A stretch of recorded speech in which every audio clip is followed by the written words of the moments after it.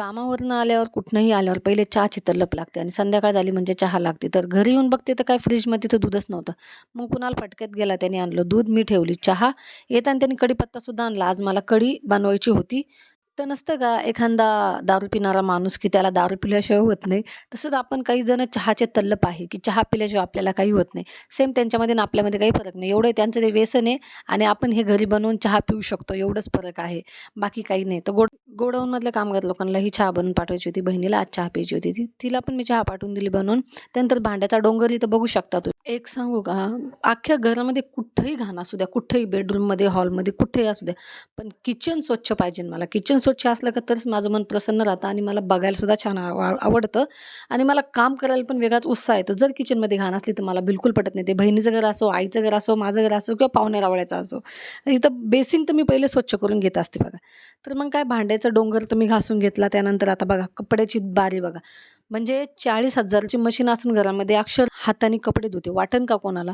काय करणार ना हो त्या वॉशिंग मशीनमध्ये त्याच्यामध्ये कॉलर धुवून टाका. त्यानंतर हाताचे जे ते पंजे पोरांचे ते पण धुवून टाका. मुलांचे सेम, माणसांचे सेम तसंच आणि माझेही कपडे निघत नाही आणि शिवाय बिलही जास्त येतं त्याला आणि बहिणीच्या घरी असल्यामुळं सगळं तिच्या घरामध्ये गोष्टी अवेलेबल आहे.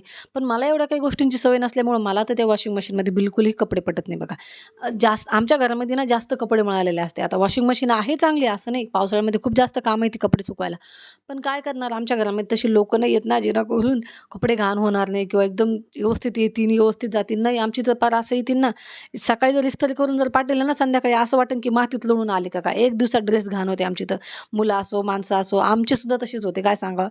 तर मग ते वॉशिंग मशीनमध्ये मला तर पटत नाही बघा धुतलेलं. त्यासाठी मी तर खळखळ जातानाच सकाळी कोमट पाण्यामध्ये बराचसा असा निरमा टाकून बरेचसे असे कपडे भिजू घालून दिले आणि आल्यावर घेतले बघा धुवायला दणदण. तुम्हाला सांगते, बहिणीने बाजूचं जे टोपलं दिसतं का तुम्हाला, तेवढं भरून सकाळी कपडे धुतलेले बघा आणि सेम संध्याकाळी मी पण तेवढेच कपडे धुवायला घेतले. तर विचार करा आमच्या घरामध्ये कपडे घालणाऱ्याची आणि खराब करण्याची किती मनस्थिती आहे.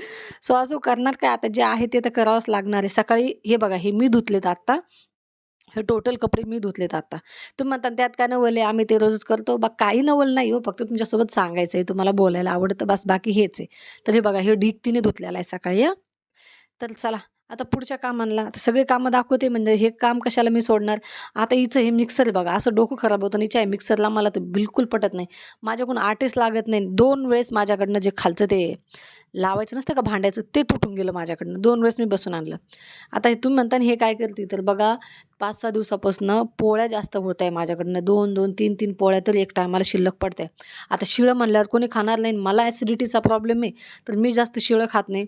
तर मग या सगळ्या सासवल्या पोळ्या मी काय केलं त्याचं ना कुटके म्हणजे जो भुगा असतो तो बनवला आणि आता मी याला इथं छानपैकी असं भिजून देणार आहे. ते पूर्ण कडक वाळून घेतल्या मी पोळ्या.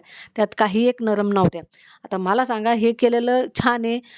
कढीसोबत किती छान लागतं हे. बऱ्याचशा भागामध्ये माझ्या सासरी हे असे पदार्थ भरपूर खाता. असे पदार्थ म्हणजे म्हणायचं की कढी आणि पोळींचे जे तुकडे असतो आपण जे बनवतो ते माझ्या गावाकडं भरपूर खाता आणि आमच्या घरामध्ये पण सगळ्यांना आवडतात. पण आता हे मी बनवतेच ठीक आहे, सकाळी बनवलं, दुपारी खाल्लं ठीक आहे. पण मी आज संध्याकाळच्या जेवणाला मी हे बनवणार आहे. तर चला श्री स्वामी समर्थ. बाय.